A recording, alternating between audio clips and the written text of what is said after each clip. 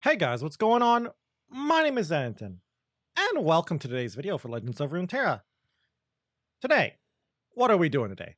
We got a lot of cards to look at today. Well, when I say a lot of cards, I actually mean 6 cards, but we got no champions, sadly, no new mechanic, like no new keywords, but we got some cards that seem to be support for archetypes that already exist to some extent.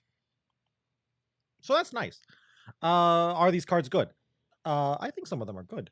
I think one in particular is really, really strong. But yeah, no new champs, no new keywords, no new nothing really new. But some really fun cards. So because of that, don't know how long this video is going to be. We're going to go through and we'll just talk about the cards like we always do in these reaction videos.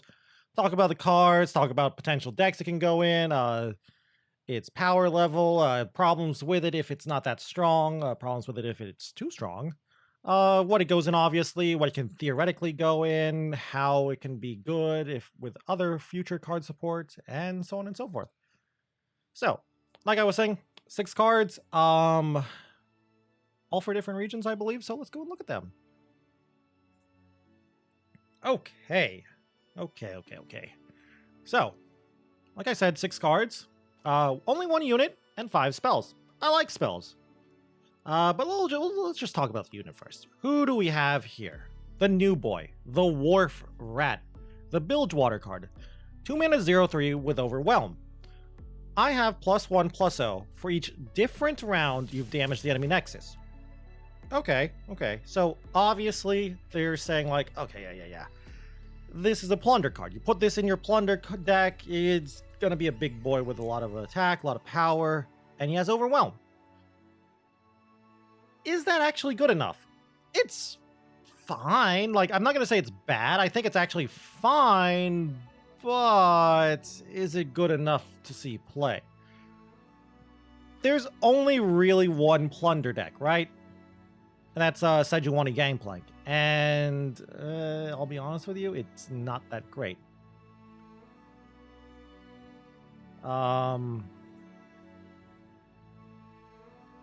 Like, it's an okay deck, I think, for tournaments, but on ladder, it's not that great. And the reason for that is it kind of has bad interaction. One of the reasons why Plunder used to be so good was that Monster Harpoon, I think that's the name of the card, the Harpoon card, being 3 mana after you plundered was really, really good. That and then some other buffs too, like, other nerfs, like Gangplank being a 5/5 was pretty good. Gangplank having 4 health is a little bit of a problem. And this card doesn't really change anything. Like, I guess it's another big-ish unit in the late game, but I don't really like this card on curve. I guess you can say, like, yeah, it helps out the curve. It's another 2-drop you can play, but I'm not really interested in playing this as a 2-drop.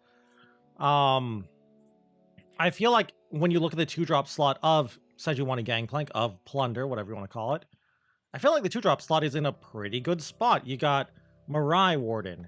You have Merchant. Black Market Merchant, I believe is the actual name of the card. You have what?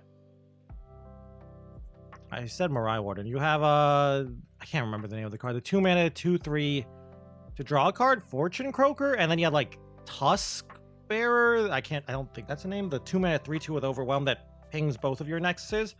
So you're spoiled for choice in the 2-drop slot as a Plunder player.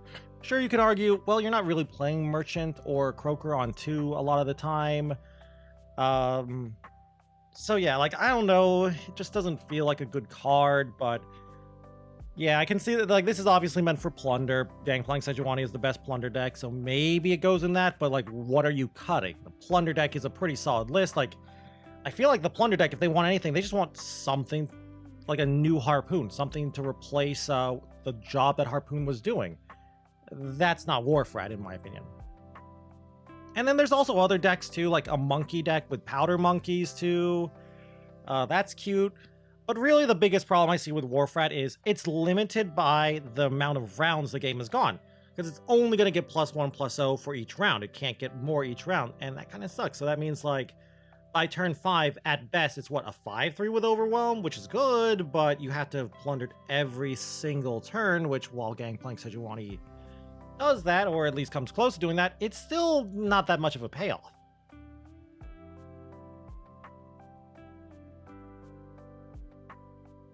Maybe I'm underestimating it, though. Who knows? Next card, though, what do we got? Discreet Invitation. I have no idea how to evaluate this. I think it's bad with some potential. Discreet Invitation is a 2-mana burst speed spell.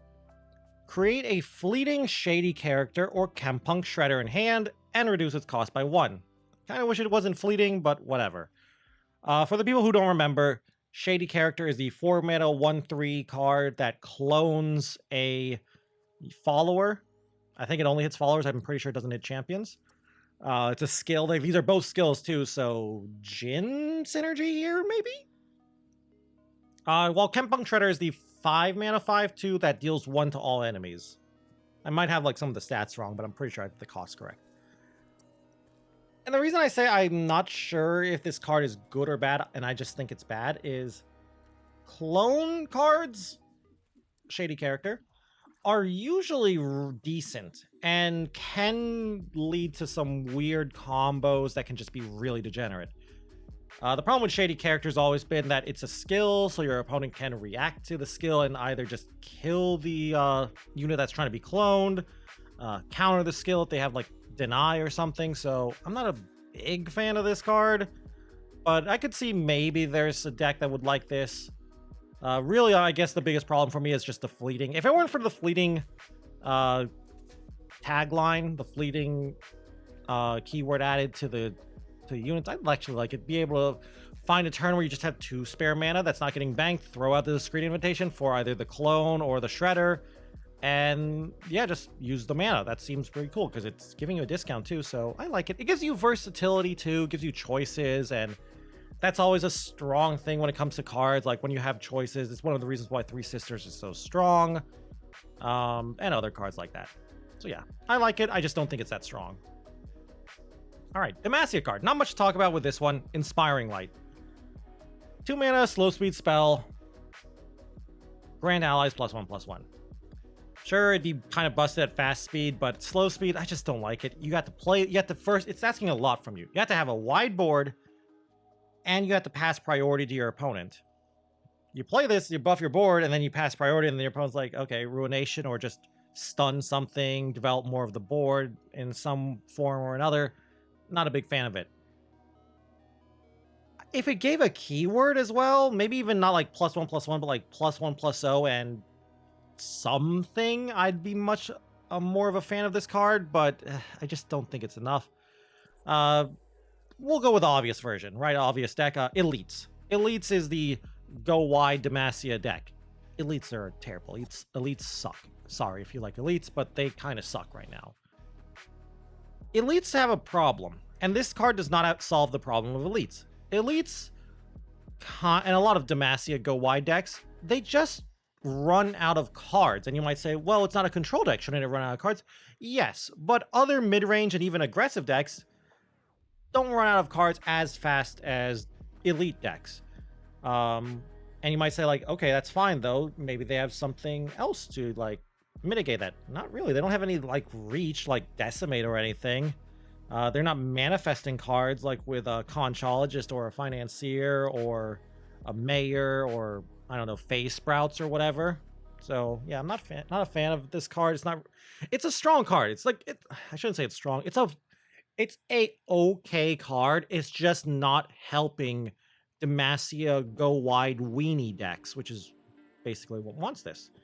It's not a big enough payoff for going wide. Like, what is a good payoff for going wide?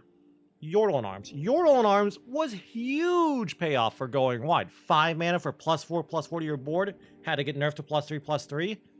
This is 2 mana for +1/+1. That's not as big of a swing as Yordle in Arms is. Sure, you might say like, well, it's less mana, of course, right, streamer? Yeah, I guess, but and it is permanent too, but I'm just not a fan of it. Decent card to get randomly generated, though, I will say that. Conchologist and Demacia probably picks this card a decent amount of the time, so, you know, Demacia, Shellfolk Lux probably are fine with this card. And our next card. This is the card I was talking about when I was saying how I think there's one card here that's really crazy good. Undergrowth. 3 mana fast spell, toss 3, drain 2 from a unit. So it doesn't specify followers, so it can hit champs, so that's good. This card's crazy. Between that healing sea monster and this card, I think Deep might be coming back. This helps Deep a lot. Like, with the sea monster from yesterday, the 4 mana 3/4, whose name I can't remember, I was hyping it up a bit, but I was like, yeah, it's great and all, but it's not solving a problem Deep has, which is it kind of sucks with interaction in the mid game. This helps out Deep a lot in that problem. This helps Deep, like, remove problematic units. Like, you know, what's something problematic right now with 2 health? I don't know, like Draven? Draven's kind of annoying to deal with if you're a Deep deck. Draven's not that popular though, but still, you get what I'm saying though, right? So I really like this. It takes away like one of the biggest weaknesses of the deck, and that is just it doesn't have good interaction in the mid/early game. You had to play things like Vile Feast, which Vile Feast wasn't terrible, but this is both helping you stay alive, the drain is great, and it's even getting you closer to Deep too. So you can get Deep really, really quickly now with this. And before you say it, yeah, I know Bone Skewer exists, but Bone Skewer was always a little awkward and Deep, so this is nice. Now, outside of Deep, does this card see play? Perhaps. Turbo Maokai is not really meta, and it's never really been meta. Like, Maokai without Deep, without Nautilus, has never really been meta. But Maokai, like a Turbo Maokai, Turbo Mill deck, has always been like a fringe thing, mostly in memes, but some people have brought them to tournaments and not done well with them, but the fact that they would bring them to tournaments means they had some confidence in them. This helps out get a faster Maokai, it helps keep you alive. Like a lot of those Turbo Maokai, Maokai PNZ decks are just trying to stay alive and get Deep, or just not get Deep, but toss enough units to level up a Maokai really quickly. This helps them out a lot. They play like Maokai, and then in PNZ they have things like Officer Squad or Wanted Poster itself. So you play the Maokai, and then you mill the last couple of cards with Wanted Poster / Officer Squad. Very fun deck. Now, how about outside of decks that care about the toss at all? What if you just are playing a control deck, like a Shadow Isles control deck that doesn't care about toss at all? I still think this deck is good, or this card is good, sorry. Let's compare it to the most played card in the game at the moment, Mystic Shot. Mystic Shot is the most played card in the game. There is the second most played card, I think, is Quicksand, and then I don't know who is in third, but it's a very big discrepancy between second and third. For 1 extra mana, Shadow Isles is getting a Mystic Shot that cannot go and hit the Nexus. It can't go face, but in exchange, it's draining 2. A lot of control decks are fine with that and love that. A lot of control decks, when they play Mystic Shot, are mostly playing it to remove units. They're like, sure, they can hit face, but they're very, very rarely using it to go face. So for 1 extra mana, they're getting the Mystic Shot to now drain the life. I like this. You know what deck I really like this card in that hasn't seen play in forever? Karma. Spooky Karma. Shadow Isles Karma, you know, Rekindler Karma. Maybe Karma Thresh, Karma Kindred, Karma Senna. Doubling up this card with Karma, that's a bunch of health. I love this card. And then, like, you look at this card and you compare it to Grasp of the Undying. Grasp of the Undying is a 5 mana deal 3 to drain 3. It sucks. So for 2 less mana compared to Grasp, you're just doing 1 less damage. I love this card in control. And of course, we already mentioned it, but Deep is the biggest enjoyer of this card. They're the happiest to see this card, but don't get me wrong. I think this card is great in other Shadow Isle control decks too. Anyway, though, enough of me like just hyping this card up. Let's go to the next couple of cards. Sands of Time. 6 mana burst speed spell. Give enemies -2/-0 this round. Create an instant sentry in hand. Instant Sentry is the card that Clock Hand creates. The 0 mana advance a landmark by 4 or create a random landmark in hand. It's something like that. I like the card, but I'm not the biggest fan of it. I think this card is bad overall. Like, I look at this card and I look at Spiritfire and I'm like, this is just a slightly cheaper Spiritfire that just doesn't do damage. But the trade-off is it helps landmarks. You know what deck is trying to slow down the game and cares about landmarks? Turbo Thralls. Plus, Turbo Thralls got a new card recently too. They got that bird, the 2-mana 2/2 bird. So that's 2 new cards already with Sands of Time now for Turbo Thralls. Does Turbo Thralls want to play this card? I don't know though. I don't think this is really solving a problem Turbo Thralls has. But it's still a consideration, I feel. And advancing a landmark by 6 at burst speed too is pretty sweet. I've also seen some people being like, oh boy, my Shurima Fearsome deck with Raz Bloodmane is gonna love this. And to which I responded with like, what Shurima Fearsome deck? I don't know. Like, Shurima Fearsome's not really a thing. But, you know, if you maybe this can help it out a lot. It does seem like a strong finisher if you're trying to do some kind of fearsome shenanigans. Arachnoid Scent or Frenzied Skitterer? I don't know. The 3-mana 3/2, I think, is the stat line. 3-mana 3/2 Frenzied Skitterer. Shrinks your opponent's stuff by -1/-0 for the turn. That used to see a lot of play in aggressive decks. So, yeah, maybe Sands of Time can see play in fearsome decks. And our last card for today, Consult the Heavens. 6-mana burst speed spell, fully heal an ally, then grow its power equal to its health. Okay. Interesting. I don't know, I like it. I like this card. Like, the full heal, it's expensive, I will say that. 6 mana, sure, it's a burst speed spell, so you're unable to interact with it, but it is 6 mana and that is expensive. But this is obviously meant for Soraka, right?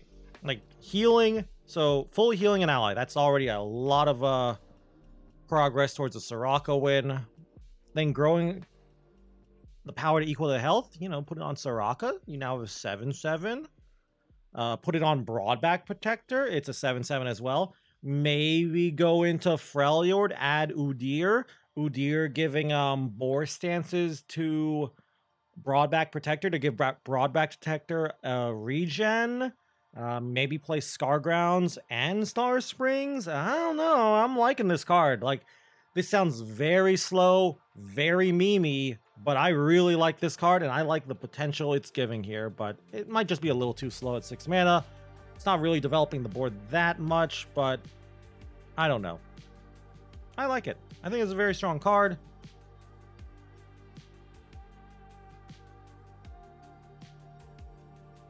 So yeah, I like it. I'm a fan. Anyway, though.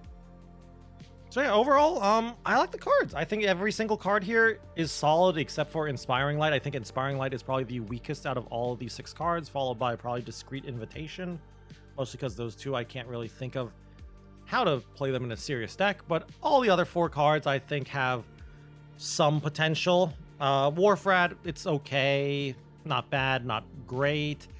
But I think Plunder cards are just looking for something else.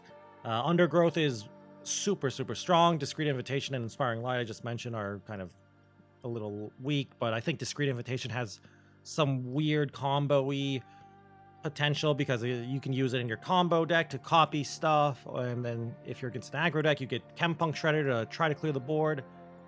Sands of Time, I mentioned, it has some potential in Turbo Thralls and maybe even like a Shurima Fearsome deck if that can show up. And Consult the Heavens, definitely great for Soraka decks and a lot of decks I just like in general. So yeah, that is going to be it. That is all the cards that were shown off today. Only 6 cards, but very interesting cards.